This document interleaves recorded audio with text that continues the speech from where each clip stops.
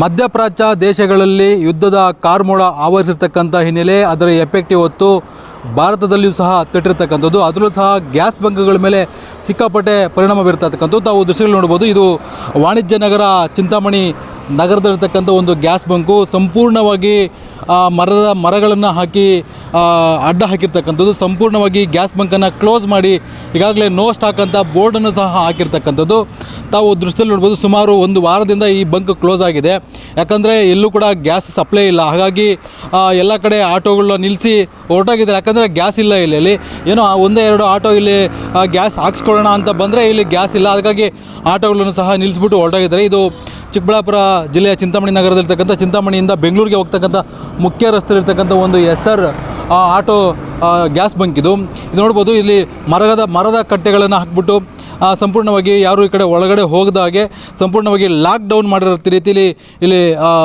ಜನರನ್ನು ಅಥವಾ ಆಟೋಗಳನ್ನು ಒಳಗಡೆ ಬಿಡದೆ ಇಲ್ಲಿ ನೋ ಸ್ಟಾಕ್ ಅಂತ ಬೋರ್ಡ್ ಹಾಕಿದ್ದಾರೆ. ಈ ಕಡೆ ನೋಡ್ಬೋದು ಅದು ಗ್ಯಾಸ್ ಏನೋ ಸಪ್ಲೈ ಆಗ್ತದೆ ಗ್ಯಾಸಿಂದ, ಮತ್ತು ಗ್ಯಾಸ್ ಬಂಕ್ ಅದು ಅಲ್ಲಿಂದ ಆಟೋಗಳನ್ನ ತುಂಬಿಸ್ಕೊಂಡು ಆಟೋಗಳಿಗೆ ಗ್ಯಾಸ್ ತುಂಬಿಸಿ ಅಲ್ಲಿಂದ ಕಳಿಸ್ತಕ್ಕಂಥದ್ದು.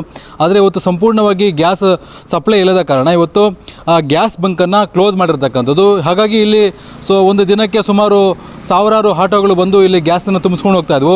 ಆದರೆ ಒಂದು ತಿಂಗಳ ಹಿಂದೆ 64 ರೂಪಾಯಿ ಇದ್ದ ಗ್ಯಾಸ್ ಬೆಲೆ ಇವತ್ತು 105 ರೂಪಾಯಿ ಏರಿಕೆ ಆಗಿರ್ತಕ್ಕಂಥದ್ದು. ಈ ನಿಟ್ಟಿನಲ್ಲಿ ಸಹ ಒಂದು ಆಟೋ ಚಾಲಕರಿಗೆ ಇದು ತುಂಬಲಾರದ ನಷ್ಟ ಆಗ್ತಾ ಇದೆ. ಯಾಕಂದರೆ ಅವ್ರು ಸಂಪಾದನೆ ಮಾಡ್ತಕ್ಕಂಥದ್ದೇ 500ರಿಂದ 1000 ರೂಪಾಯಿ ಒಳಗಡೆ. ಅಂಥದ್ರಲ್ಲಿ ಬರೀ ಆಟೋಗೆ 500 ರೂಪಾಯಿ 1000 ರೂಪಾಯಿ ಖರ್ಚು ಮಾಡಿಬಿಟ್ರೆ ಇಲ್ಲಿ ಮಿಕ್ಕಿದ ಅವರಿಗೆ ಸಂಸಾರವನ್ನು ಪೋಷಣೆ ಮಾಡೋದಾಗೆ, ಮಕ್ಕಳು ಫೀಸ್ ಕಟ್ಟೋದಾಗೆ ಅಂತೇಳಿ ಅವರು ಆಕ್ರೋಶ ವ್ಯಕ್ತಪಡಿಸ್ತಾ ಇರ್ತಕ್ಕಂಥದ್ದು.